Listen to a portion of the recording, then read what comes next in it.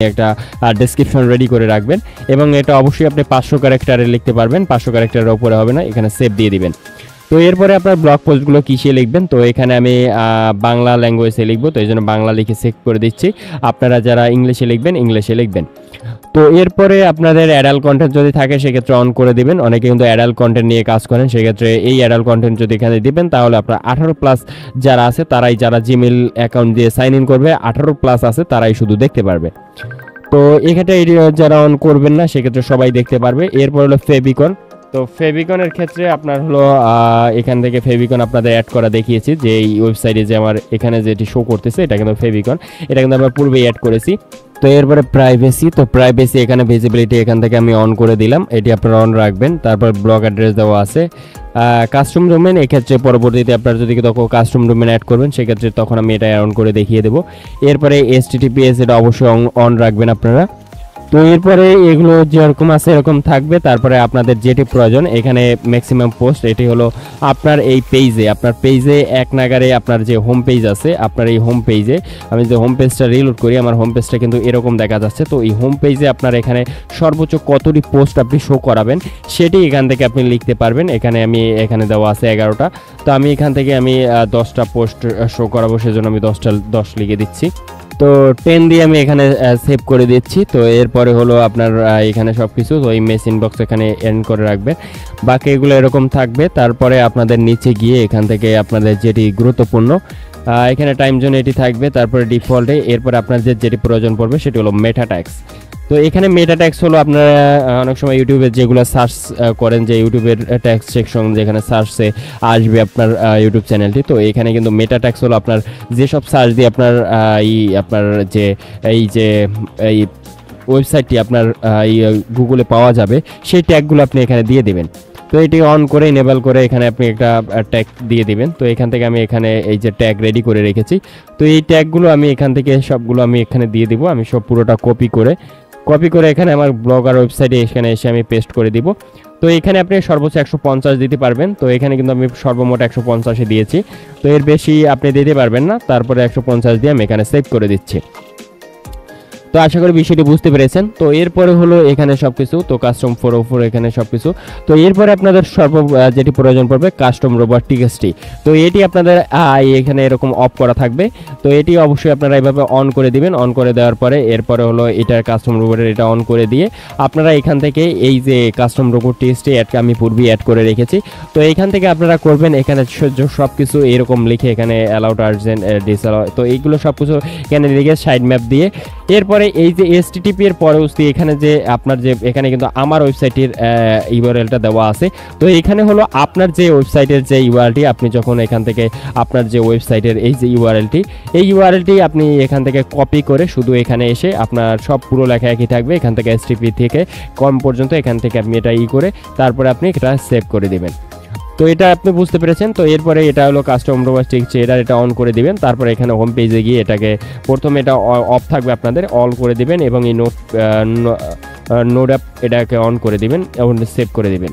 তো এরপরে হলো আপনারা অ্যাসাইনমেন্ট পেজ, এখান থেকে আপনারা এই যে ইনডেক্স এটাকে অন করবেন এবং এটাকে নোট অ্যাপ এটাকে অন করবেন। অন করার পরে এরপরে আপনার যে পোস্ট অ্যান্ড ট্যাগ এটাকে প্রথমে অল করবেন, তারপরে এটা নোট অ্যাপ এটা আপনার যেভাবে করেছি এইভাবে করবেন। তো এরপরে হলো আপনাদের এখানে কাস্টম অ্যাড টেক্সট এগুলো এখন প্রয়োজন নাই, এখানে বাকি যেগুলো আছে আপনাদের এরকম থাকবে। তো এইগুলো আপনাদের ব্লগার ওয়েবসাইটের এসইও। তো এরপরে আপনাদের বলেছিলাম যে এখন কিন্তু আপনার ব্লগার ওয়েবসাইটের এখানে কিন্তু আপনার 30% কার্যক্রম সম্পূর্ণ, আপনার যে ব্লগার ওয়েবসাইট র্যাঙ্ক করার ক্ষেত্রে আপনার এখানে 30% আপনার হলো এসইও কমপ্লিট হয়েছে। তো এরপরে বাকি যে 70% এসইও আপনার কাজ করবে এখানে হলো আপনার দেখুন গুগল সার্চ কনসোল। তো এইখানের কার্যক্রমটি যদি আপনি না করেন সেক্ষেত্রে কিন্তু আপনার ওয়েবসাইটটি কখনোই র্যাঙ্ক করবে না। তো এটি কিভাবে করবেন সেটি আপনাদের এখন দেখাবো। তো এখানে সর্বপ্রথম আপনাকে করতে হবে এখানে গুগল সার্চ কনসোলে এখানে আপনি ক্লিক করবেন। তো ক্লিক করার পরে এখানে দেখুন আমাদের একটা পেজে লোড হবে অন্যটা ট্যাবে। তো এইখানে প্রথমে এখন হলো আপনার গুগল সার্চ কনসোলে আপনাদের যে ওয়েবসাইটটি সেটি আপনাকে দিতে হবে। তো এটি না করলে কিন্তু আপনার ওয়েবসাইট কখনোই র্যাঙ্ক করবে না। তো সর্বপ্রথম এখানে আপনার যে ওয়েবসাইটটি আছে সেই ওয়েবসাইটের ইউআরএলটি এখানে আপনাকে দিতে হবে। তো এখানে আমি আমার ওয়েবসাইটের ইউআরএলটি কপি করে নিব। Ctrl+C দিয়ে এখানে ওয়েবসাইটে কপি করে এখানে দিয়ে দেব। তো এখান থেকে লাস্টের যে এটা কেটে দিব এবং এখান থেকে আমরা সর্বপ্রথম এখানে আমি যেভাবে দিব সেইভাবে দিবেন আপনারা। তো এখানে ডিলিট দিয়ে এখান থেকে সর্বপ্রথম আপনারা www. দিয়ে দিবেন। তো এখান থেকে আমি www. দিয়ে এরপরে আপনার যে ব্লগার ওয়েবসাইটের যে ইউআরএলটি আছে, আপনার যে ডোমেইন নেমটি আছে সেটি দিয়ে .com দিয়ে আপনার স্ল্যাশ থাকলে সেটি কেটে দেবেন। তো এরপরে যে কন্টিনিউ যে অপশনটি আছে এখানে কন্টিনিউ অপশনে ক্লিক করবেন। এখানে অবশ্যই একটা খেয়াল রাখবেন জিনিস, তো এখানে কিন্তু ওনারশিপ অটো ভেরিফাইড। তো এটা অটো ভেরিফাইড আসছে কারণ এখানে কিন্তু এই ব্রাউজারে এখানে দেখুন যে আমার ব্রাউজারে কিন্তু আমার এই জিমেলটি লগ ইন আছে। তো দেখা যায় আপনি অন্য ব্রাউজার থেকে যদি করেন সেক্ষেত্রে কিন্তু আপনার যে জিমেল দিয়ে আপনার অ্যাকাউন্টটি খোলা আছে ব্লগার ওয়েবসাইট, সেই জিমেলে একটা কোড যাবে, সেই কোডটি অবশ্যই আপনাকে ব্লগার ওয়েবসাইটে গিয়ে আপনার এখানে দেখুন যে লেআউটে গিয়ে এখান থেকে আপনার সর্বপ্রথম লেআউটে গিয়ে এখান থেকে আপনার যে থিম আছে, এই যে থিম, তো থিমে গিয়ে এখান থেকে এখানে গিয়ে আপনার HTML যে ট্যাগ আছে সেখানে গিয়ে আপনার হেড সেকশনের নিচে আপনাকে সেই জিমেইলে আপনার একটা কোড দেওয়া হবে। সেই কোডটি যখন আপনি ওখান থেকে সেভ করবেন তারপর আপনার ওনারশিপ ভেরিফাইড হবে। তো অত আপনাদের করার কোনো দরকার নাই, আপনি অবশ্যই ব্রাউজারে আপনার যে জিমেলটি আছে সেটা অবশ্যই লগ ইন করে রাখবেন। তো এখন আপনারা এই ওনারশিপ ভেরিফাইড হওয়ার পরে এখানে গো টু প্রসপারিটি এখানে আমরা ক্লিক করব। তো গো টু প্রসপারিটি ক্লিক করার পরে এখন আমাদের দেখুন যে এখানে একটা সার্চ কনসোলের আমাদের গুগল সার্চ কনসোলে নিয়ে আসছে। তো এখানে দেখুন যে আমার গুগল সার্চ কনসোলে কিন্তু ডোমেইন প্রপার্টিটা এখানে কিন্তু অ্যাড হয়ে গেছে।